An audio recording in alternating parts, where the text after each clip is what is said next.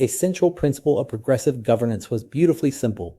Public institutions doing public business should do it in public. In California, that principle was formalized through a set of statutes we call Sunshine Laws, named for their commitment to exposing government action to public view. There are three pillars worth knowing. The first is the Ralph the 1000th Brown Act, passed in 1953.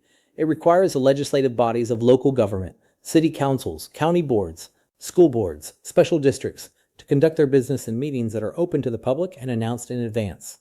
The act is deliberately broad.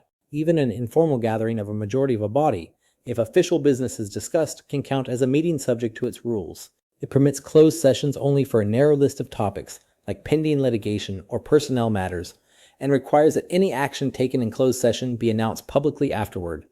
It also guarantees the public a chance to speak before a body takes action.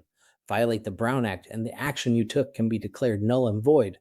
The second pillar is the California Public Records Act, passed in 1968 and modeled partly on the Federal Freedom of Information Act. It establishes the public's right to inspect and copy records held by government agencies, and crucially, it creates a presumption of disclosure. Records are assumed to be public unless a specific exemption applies, and the burden is on the agency to justify withholding anything. Combined with annual financial reporting requirements, this creates a layered system that lets citizens, journalists, and researchers scrutinize the finances of California's more than 4,000 local government entities.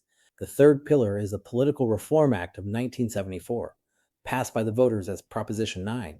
It created the Fair Political Practices Commission and built a comprehensive system for disclosing campaign contributions and the financial interests of public officials. Officials have to disclose their financial interests and those of their spouses and dependents so that conflicts of interest can be identified. Anyone with a disqualifying conflict must recuse themselves, and every campaign contribution above $100 must be publicly reported in a database anyone can access. Together, these three laws form one of the most comprehensive state transparency regimes in the country.